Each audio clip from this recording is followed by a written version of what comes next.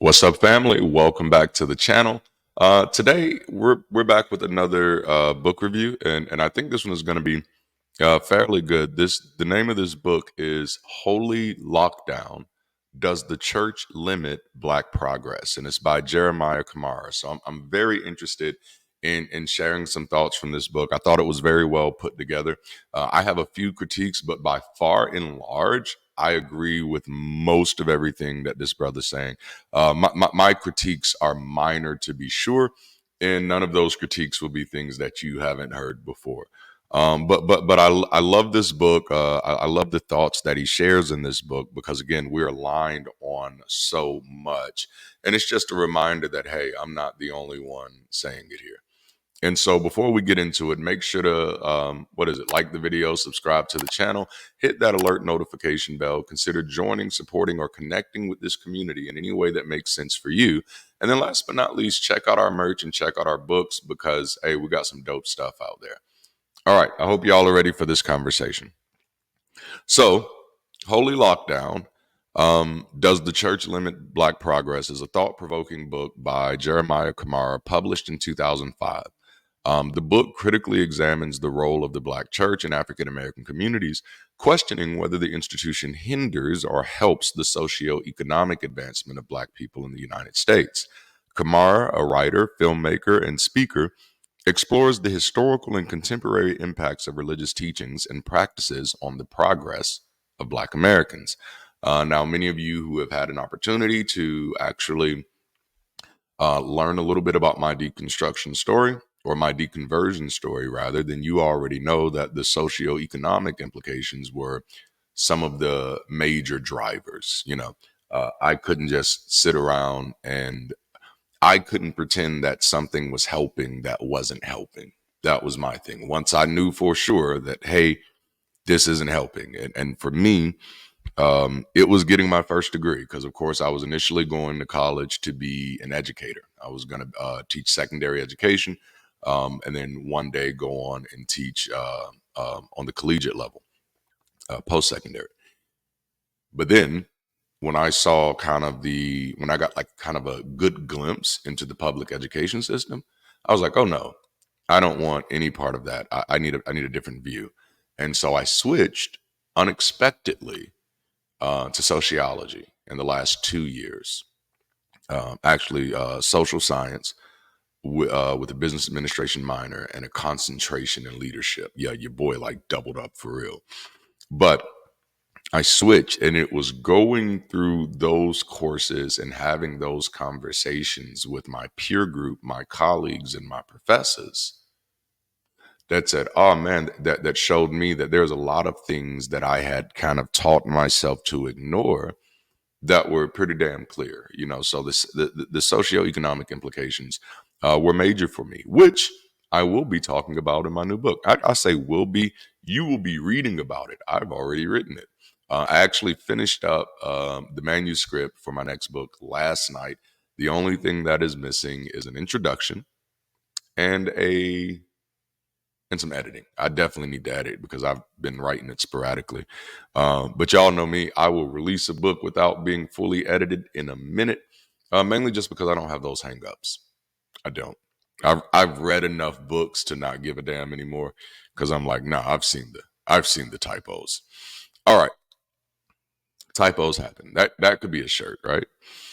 So Jeremiah is known for his critical views on religion's influence within the African American community. He is a former fundamentalist Christian who became a secular humanist and atheist. Kamara has dedicated his work to exploring the intersections of race, religion, and social progress, aiming to stimulate dialogue and encourage critical thinking about long-held beliefs.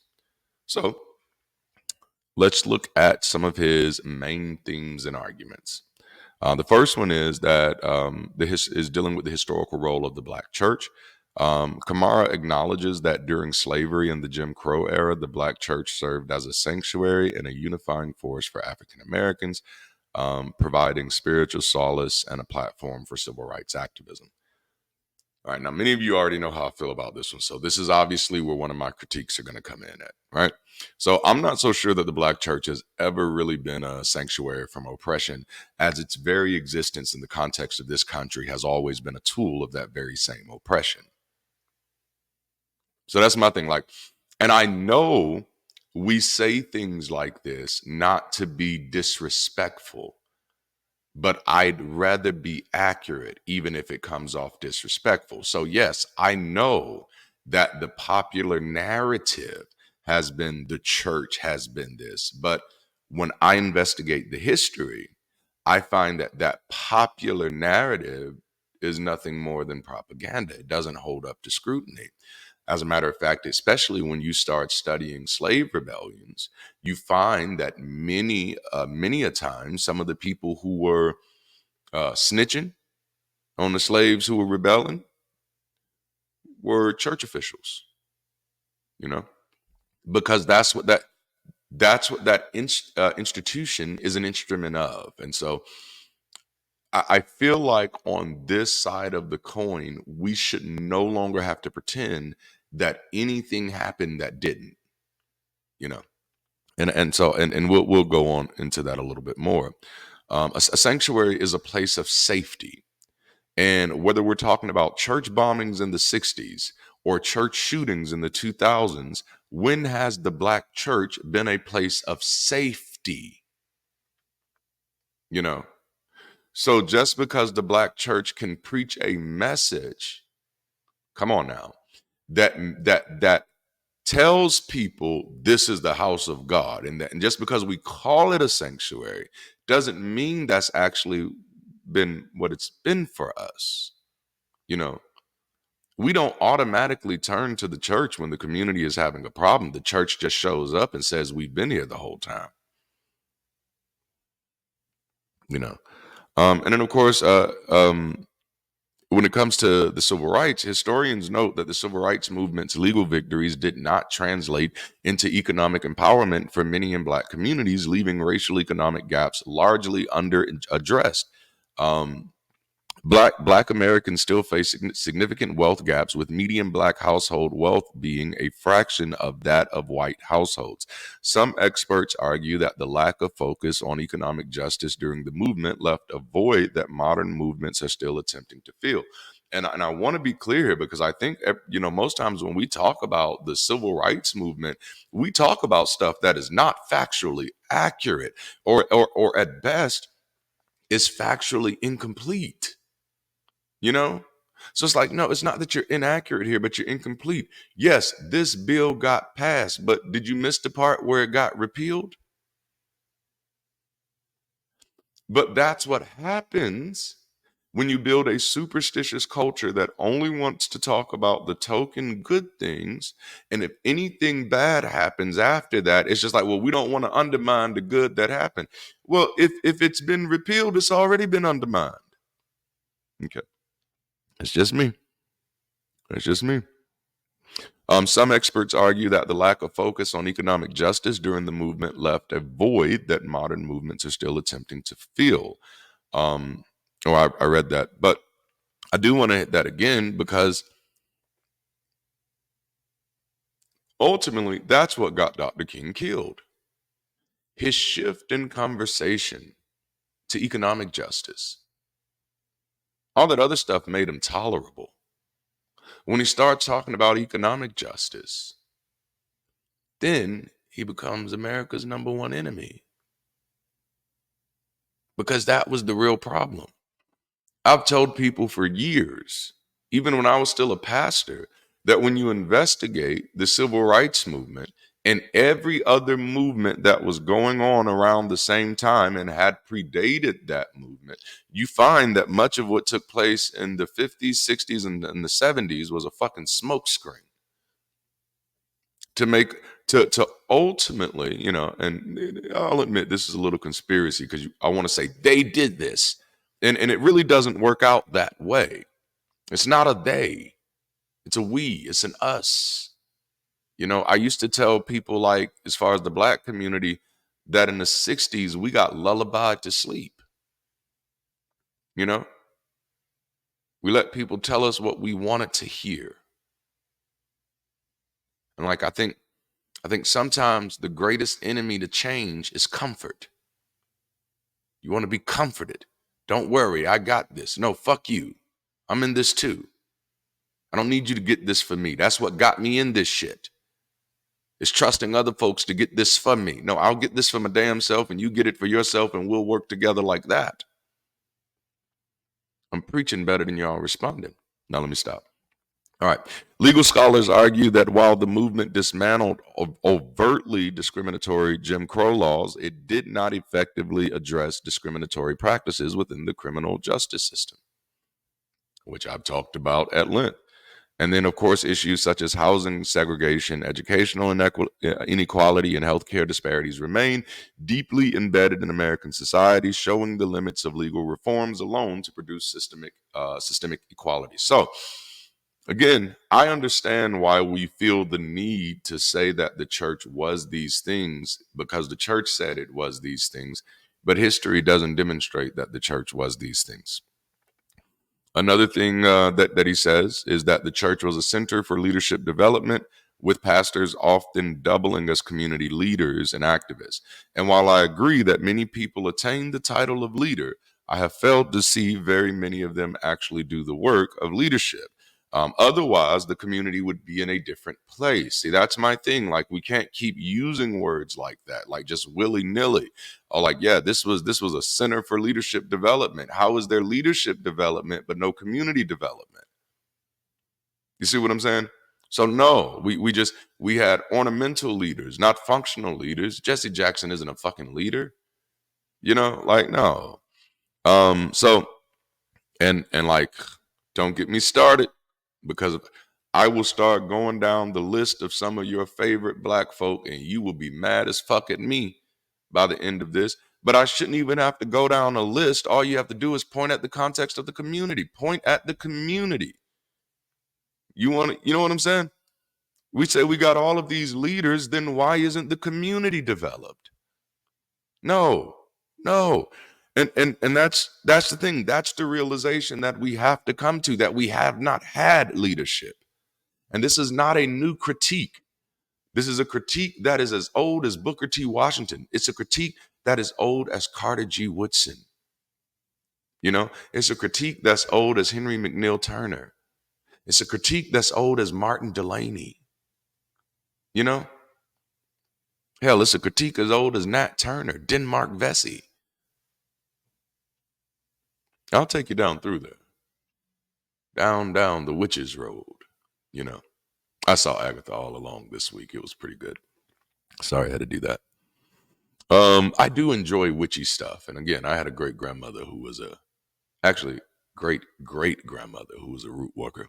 But then again, great Granny Lois, she might have had something going on too. All right, so let's kind of move on. He has the critique of contemporary influence. So Kamar argues that modern black churches may promote passivity by overemphasizing faith and divine intervention over personal agency and practical solutions. And as you know, that is really one of my number one arguments against the black church. My only critique here is that Kamara suggests that it's the modern black church doing that. When has the church not promoted passivity? That was kind of Dr. King's whole thing, right? So again, sometimes I think in our attempt to make what was yesterday look better than today, we try to preserve it. And for me, I think that is culturally a situation of ancestor worship that I don't want to embarrass my parents type of thing. But for me, again, if the church of yesterday was not doing that, then the church of today wouldn't be doing that. You know what I'm saying? Like if the church of today the church of yesterday had taken an active approach, then it would have bred other leaders who were taking active approaches.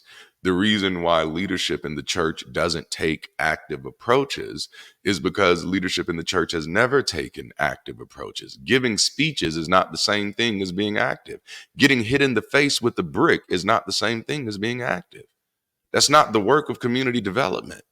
That's not the work of community building. You know what I'm saying? Like one of the major problems to me when it comes to our community that we depend on strategies that no other people have ever used to get their freedom and their equality. Like we treat ourselves like we exist in a vacuum and that we don't live in a world where other people have had to fight the exact same battles. We don't even look at their strategies. We keep going by the passive strategies that have been handed down to us by church leadership and dare to try something different. And then somebody's going to say, well, that's not what Dr. King would do. Well, I know because his way failed, you know. I know people don't like it. I know it's going to make you uncomfortable. Pants just probably got a little tighter and everything. It's okay. But I'm going to talk my talk. But he suggests that some churches exploit congregants financially, encouraging tithing and donations without contributing significantly to community upliftment, and that is true. Primarily, though, and these are some nuances that people they don't like when I highlight, but I'm like the truth is the truth. I think we want to be as accurate as possible. That's a problem for middle to small churches. Like that's where that issue is. When you see a church with 50 members and the pastor's driving, uh, Cadillac Escalade, and it's a recent year, that's your problem. Those are the people who are taking from the congregation and not doing anything for the community. Those are not typically the ones that we're talking about, though, are we? We're talking about the ones who have 25,000 members and has a Cadillac Escalade. Well, that that doesn't math in any unethical way, so I don't share that vitriol there. But no, this is actually an issue. My biggest issue with this, and this isn't a critique of Jeremiah because I agree with him here, that churches are absolutely economically exploiting people, but it's not the churches that you want to say that it is that's doing it. And I'm talking about y'all. Y'all think it's the mega churches that are exploiting the most people, and I'm like, those are not the churches who are exploiting the most people. You want to see who's exploiting the most people? Like there was just a scam, I think about a year ago of a little small church in New York with less than 100 members. And yet the pastor gets robbed like of over like almost, it was like hundreds of $1,000s of jewelry on him. Less than 100 members, over $100,000 worth of jewelry on him. Okay. Hello. Benny Hinn on his worst day ain't been up there with $100,000. Well, maybe he has. I don't know. I'm not going to be the one defending Benny Hinn. But all right. So the book critiques the allocation of resources towards building lavish churches instead of investing in education, business, and community programs. Now, my problem with this critique is that it is not accurate for modern Black churches. And this is a red herring that constantly gets said by the secular community. And I'm like, ooh, you really need to do your research on this one because this is part of the reason why you're losing the argument with believers who would deconvert is because you're saying a whole bunch of stuff that is true, and then you say something that is 100% like not true, and then that you've lost their trust. You've lost their ability to trust you. So I kind of want to share some just a little bit of information here that I've actually shared before. I think I did a whole video on mega churches and mega money. Because most of the things that are popularized, like, when will we fucking learn that just because information is popular doesn't mean it's true? This is how we become so subjective to propaganda or so subject to propaganda because we think just because something is popularly said, it's true. No, always get the data. Always get the data. More than 90% of megachurches offer career development courses, childcare, community grants, resources for the underprivileged, and scholarships. And honestly, This seems to be a huge blind spot in the secular community, and why quite a few of the arguments that we make fall on deaf ears for Christians who are actually involved with the types of churches that we're critiquing. I've never worked for a mega church that did not have a lavish community outreach program. We're accusing them of not doing something that they are actually doing, and something that many secular communities aren't even trying to do. Forgive me, but I find that to be disingenuous. You know, you're going to have a hard time finding a modern church with a lavish building that doesn't have a lavish outreach program, you know, and you're going to have a hard time keeping up with how much they give. And when I say give, I'm talking about those churches giving out. You're going to have a hard time keeping up with how much food they give away throughout the year. You're going to have a hard time keeping up with how many people they help with lights and utilities and stuff like that throughout the year. You're going to have a hard time keeping up with how many people they put through professional development courses throughout the year. And then you're going to look bad as a community, secular community. You're going to look bad because then after you go through all of that, and they're going to say, and what have you done? Which at that moment would be a valid question. We set ourselves up for that one, and we need to stop doing that shit. You know, by far and large, the secular community, man, this is gonna make people a little angry, but it is what it is. It's a circle jerk. You know, everybody's just coming together to make each other feel good about leaving religion. But like, no, let's actually do some shit about the world that we live in. Let's stop blaming everybody else for not solving problems that we're not even trying to solve. Sorry, that's just me. All right. So his next section is the psychological impact of religious teachings. Kamar discusses how reliance on miracles and divine intervention can undermine self-reliance and initiative. Absolutely. This is my problem with superstition. And that's, that's not just religious superstition. That's any type of superstition. You know, if you believe in any type of good luck, bad luck, whether it's a lucky shirt, whether it's putting an egg in a sock and hanging it over the doorpost when your children are born to make the teething easier. Every time you do those things, you are creating unnecessary question marks in your life. You are saying, here is something. Yeah. You're saying, here is something that is capable of being understood. But instead of me doing the work to understand it, I'm going to plug in superstition in its place. This is absolutely going to undermine your self-reliance and initiative. I don't have to do the work. I have my lucky draws on. I don't have to do the work. I said the prayer. Come on now. All I have to do is stand still and see the salvation of the Lord. The Lord will fight my battles. I'm going to shout right now because the victory is already mine. You start feeding yourself stuff like everywhere that I tread, the sole of my feet tread upon, the Lord shall give unto me. And so you be out there walking around buildings and houses and car lots and stuff, thinking that's how you get a car. And you be convincing yourself that if I just walk around this car lot enough times, God is going to put it on somebody's heart to give me a car. Yeah, this is bad. 100% agree.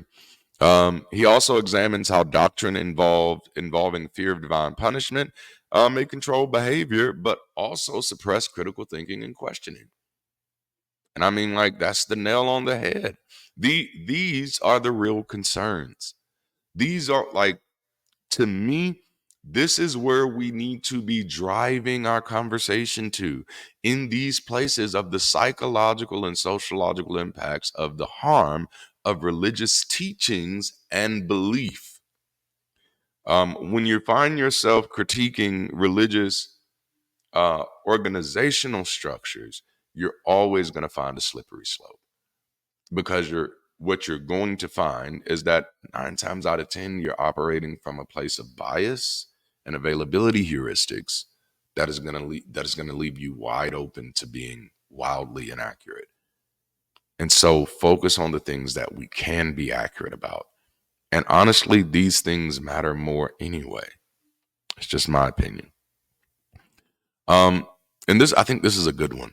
The portrayal of religious figures as predominantly white can negatively affect the self-esteem and, and identity of Black congregants. And these are things that are typically, this is highly problematic, and culturally, we need to wrestle with why we as a people have been less resistant to, at the very least, of getting rid of white Jesus. You know, Asian Christians give themselves an Asian Jesus in a heartbeat. You know, Hispanic Christians, they will tan Jesus up in a heartbeat. Black folk, by far and large, are very uncomfortable with giving themselves a Black Jesus. Because, and this goes back to what I said earlier, the Black church in the context of this country has always been a tool of oppression. This is why you can't change the imagery. The imagery is the tool of oppression. It is. If your God is not in your image, then you are not the biological offspring of your God. So you, beloved, are the stepchild, in that the ones who look like God are the ones who are truly chosen by God, and you are less than. There's important research in this field about, among deistic and theistic cultures, how important it is, if you're going to have these beliefs, that these beliefs look like you, that your deities represent you. Otherwise, it's not your story.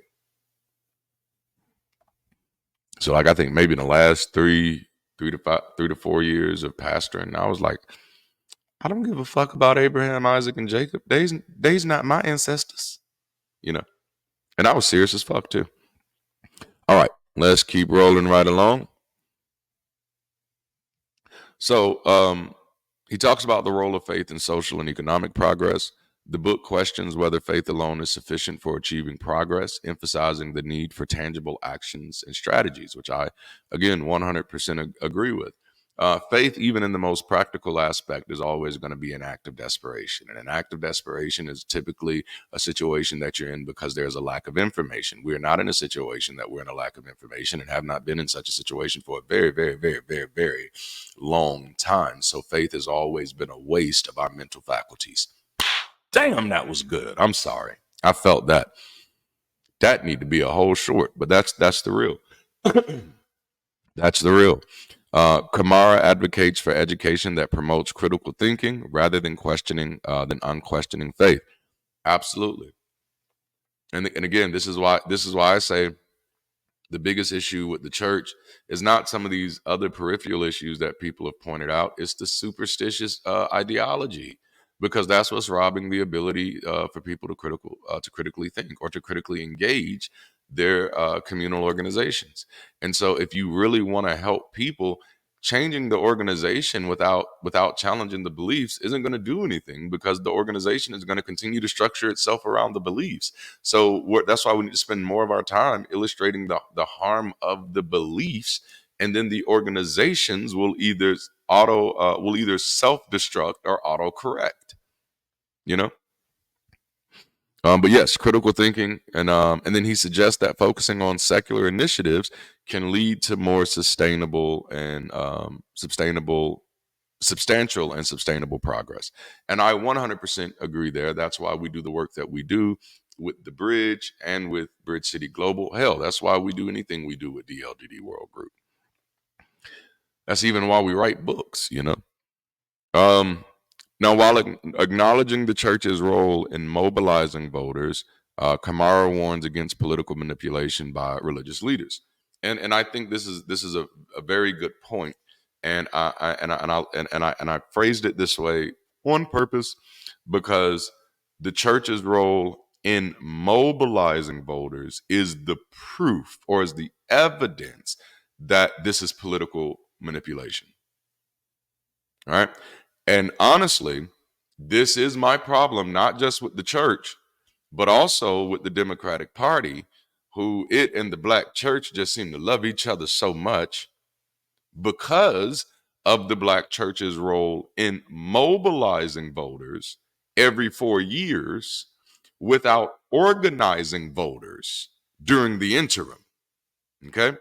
And just to be 100% honest, and I don't give a fuck how you feel about this, to mobilize voters without organizing voters is stealing their vote.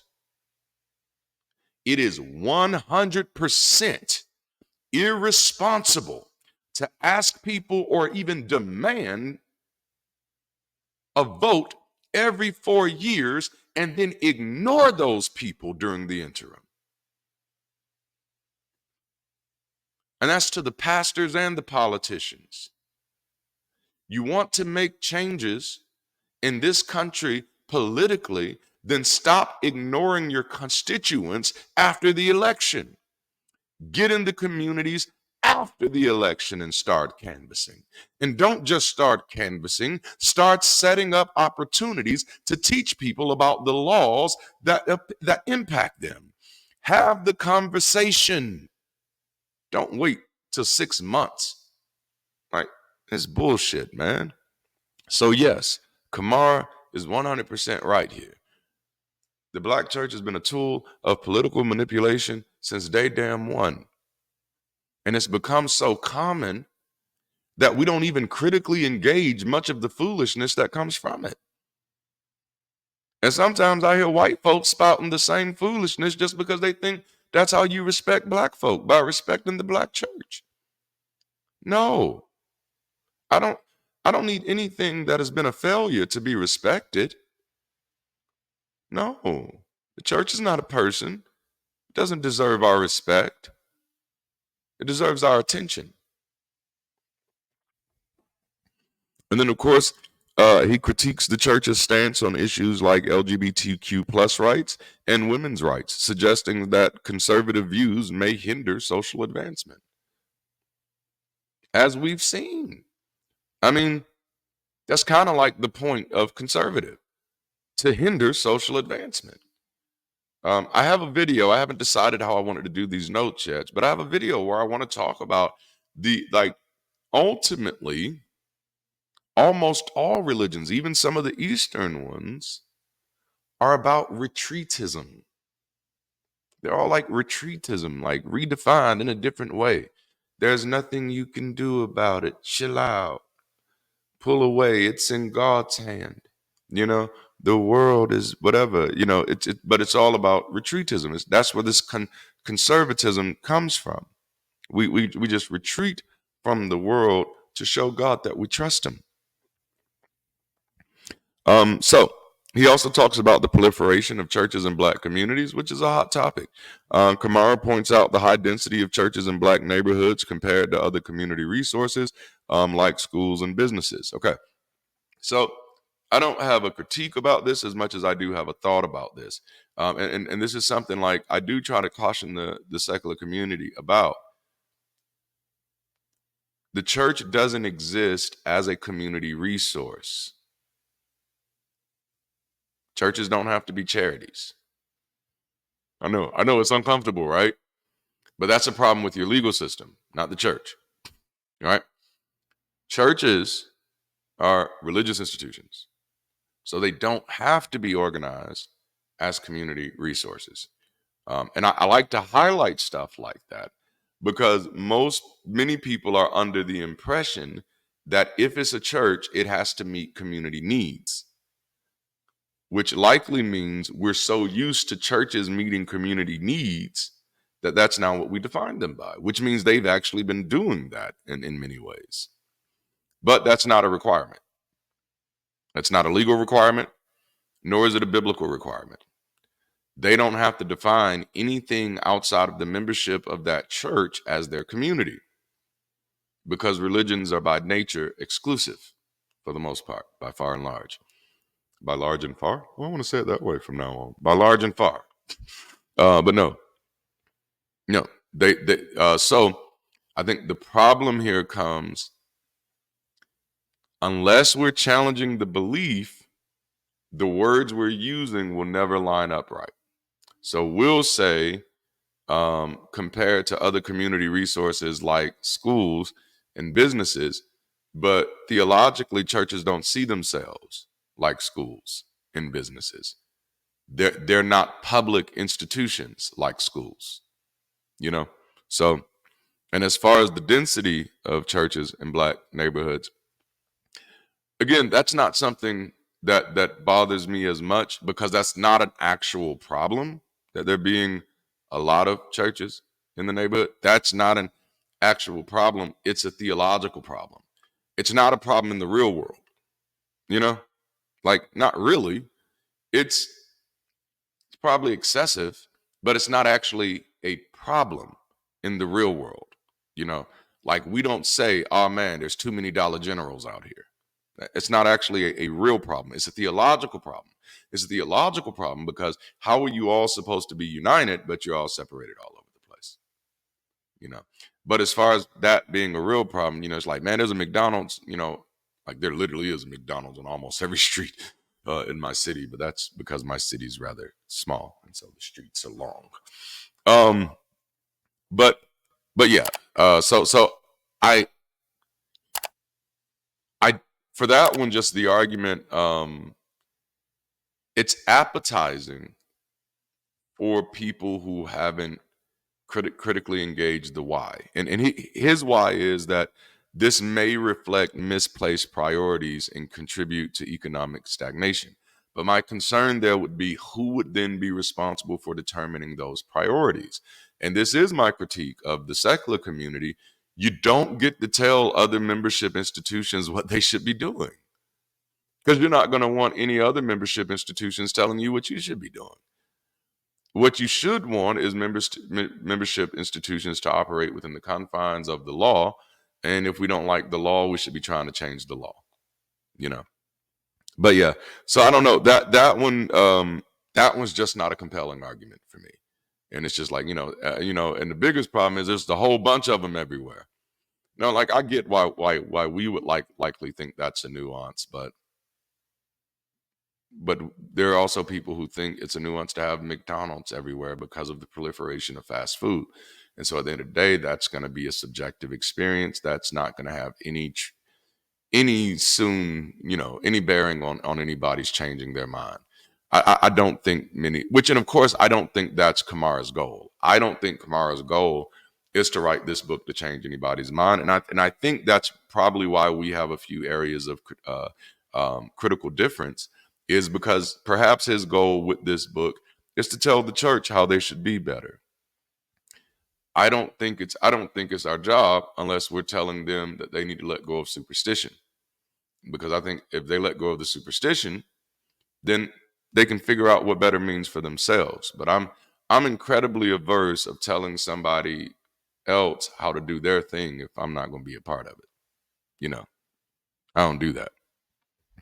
All right, so key arguments and examples: overemphasis on spiritual salvation.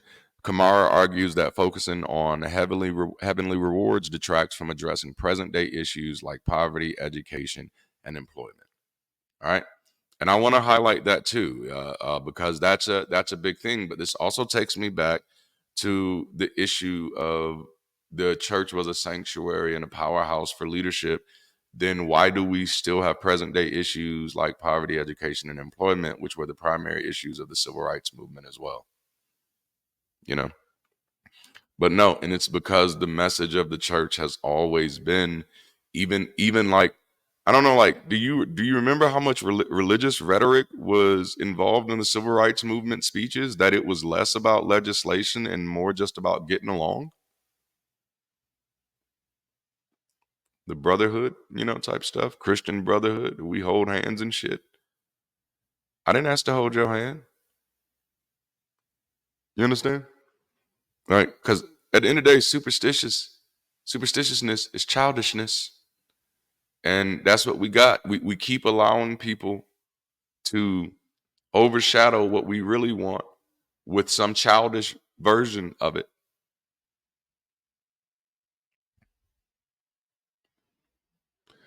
Hoy. Okay. And of course, he cites sermons that prioritize afterlife salvation over community development initiatives. Um, he also talks about the financial burden on congregants, which this is another popular hot topic issue. He says the expectation of regular financial contributions can strain the finances of individuals who are already economically disadvantaged. Um, Man, that sentence to me, and I know this is probably going to piss some of y'all off, but that sentence to me sounds immature. Because I don't have a problem with the expectation of regular financial contributions for any membership organization. Otherwise, that membership organization is unsustainable. This is actually why many secular organizations are struggling now, because this is 100% illogical for any nonprofit unless you're offsetting financial support with sales revenue, which is legally tricky, or volunteer contribution. You know, so I don't like um, that's just irresponsible.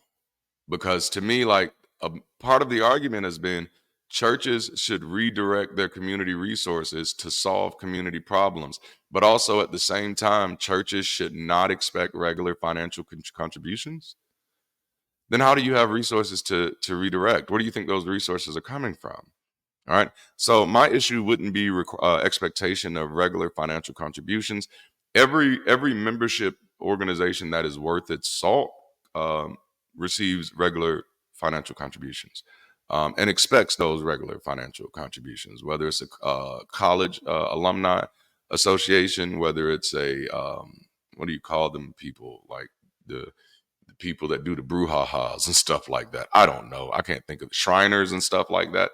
Membership organizations, because if you're organized to do a thing and that thing costs money, it's absolutely unethical to spend your time begging people outside of your organization to help to pay for the thing that you're organized to do, while not asking the members to pay for you see what I'm saying? So like that, you wouldn't do that, you know? My kids are in band and they have to pay dues. Like, so I don't my youngest daughter is in dance and she has to pay dues. So to me, I find some of that financial superstition that a lot of black folks tend to still have, and a lot of secular community uh, continues to still have. And so I'm like, My issue would be with requiring excessive financial contributions and contributions from those who don't have an income. Again, which most churches don't. Most churches, if you don't have an income, you're not required to give, because the church's membership fee is not a flat fee. It's 10% of your income. And believe it or not, most churches are not checking that shit. I promise you. I know there's a lot of rumors about that stuff, but man, you'd be surprised.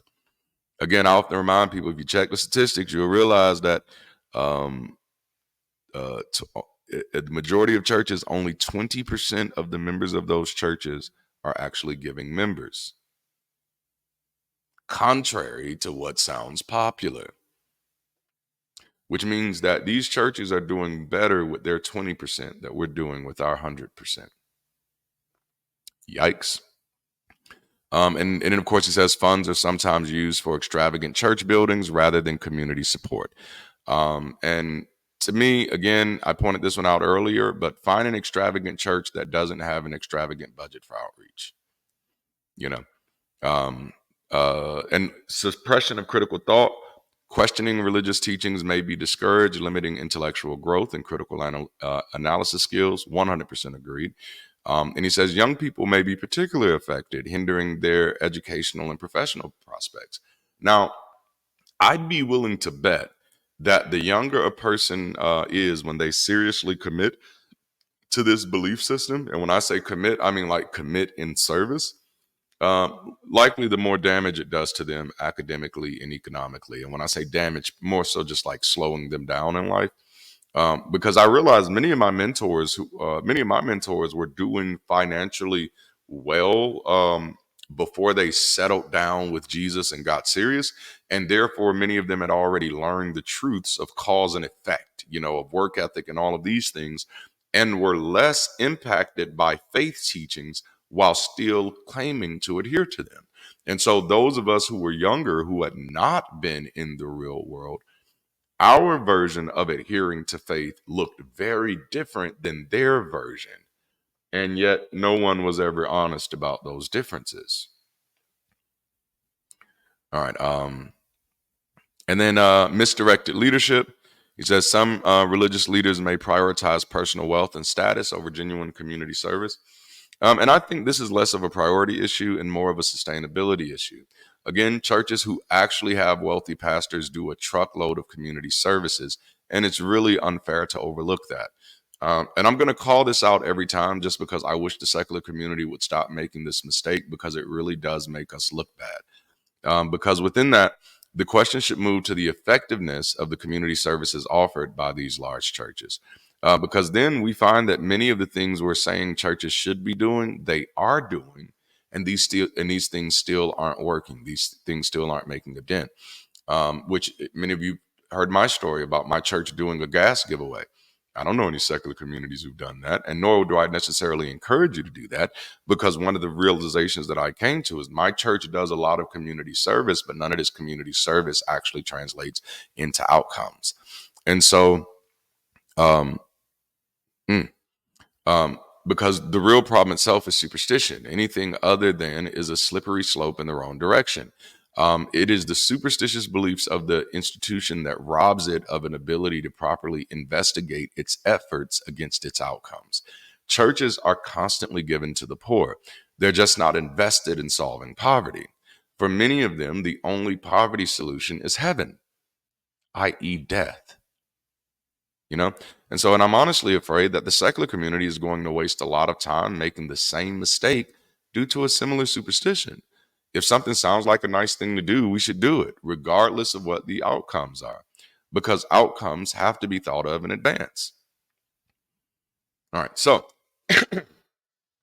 he provides some recommendations, and that is encourage critical thinking and secular education to empower individuals. Redirect church resources towards economic development, such as supporting Black-owned businesses and educational programs. And again, churches are already doing that. But I think it's odd to be outside of the church telling it what to do with its resources. Either get back in the church and have that conversation, or change this to or charge this to the secular community. And frankly, I'm not interested in encouraging the most superstitious element of our community to continue to take the lead. That just seems like a cop out. It seems like, and I see this from a lot of Black non-believers and free thinkers, is that the church should just give us all of their resources. And that just really sounds lazy to me. Like, why can't we just get out here, do the work, and build our own communities and have resources of our own? You know? I don't know, but I have some suspicions. So no, I don't need them to redirect their resources. I need us to redirect ours, which I think that's a major problem in this community. Our solution is always what someone else who is not concerned with our opinions should do. He also says we should foster a culture of personal responsibility and initiative rather than reliance on divine intervention. Assess which aspects of religious practice are beneficial and which may be hindering progress, and create spaces for open conversations about the role of the church and alternative pathways to advancement. Yeah, I get it. I get it.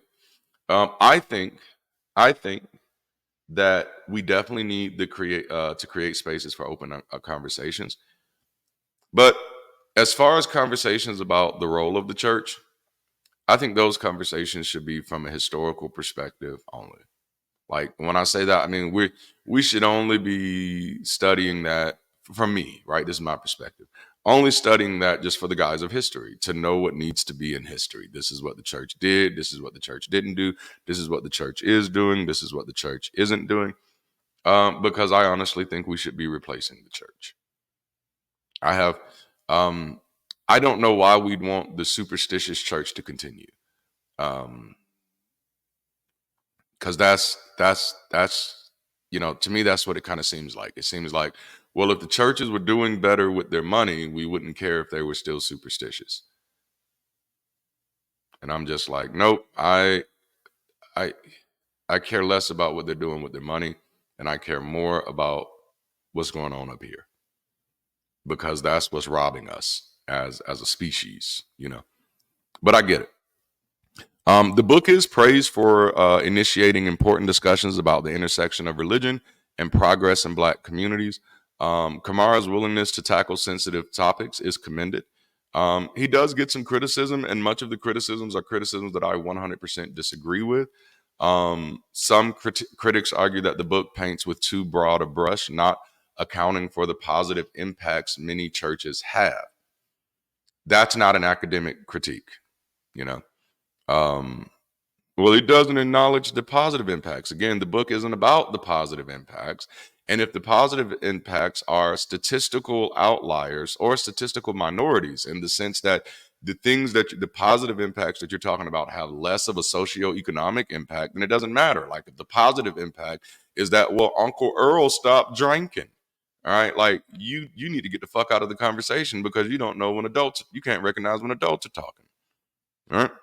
So he gets stuff like that, lack of nuance, which is the same, it's the exact same critique, and then potential for offense, which that is that's the most unacademic form of a critique ever. To say, oh, well, this might offend people. Much of what is written scholastically will offend people. Point blank, period. So, Holy Lockdown by Jeremiah Kamar is a provocative examination of the Black church's role in modern African American communities. By critically analyzing how religious teachings and practices may impede progress, Kamara challenges readers to reconsider long-held assumptions. His call for education, self-reliance, and community investment offers a blueprint for empowerment outside traditional religious frameworks. While the book may be controversial, it serves as a catalyst for important conversations about faith, leadership, and the path to genuine advancement. All right. And by far and large, no, by large and far. Now let me stop. But no, I actually did enjoy the book. Again, I agreed with most of what is written there. I shared my critiques, and y'all know, for me, those are not new critiques. I've been sharing them since I've been sharing on my channel. But I hope y'all got something out of this, and please make sure to go take a look at the book, read it for yourself, and see what your thoughts are. And then, of course, I'd love to see your thoughts in the comments. All right, don't forget to like the video, subscribe to the channel, hit that alert notification bell. Consider joining, supporting, or connecting with this community channel or content in any way that makes sense to you, for you. And last but not least, check out our merch and our books, because it's some dope stuff. All right, I'll holler at you later. Until next time, keep rising, stay progressive. And if you can, stay beautiful.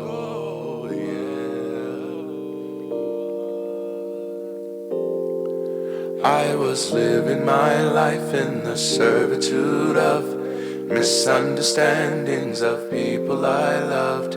Giving it all, it was never enough. Because of the fall, I could never get up. I moved on from their misunderstandings. I am no longer standing.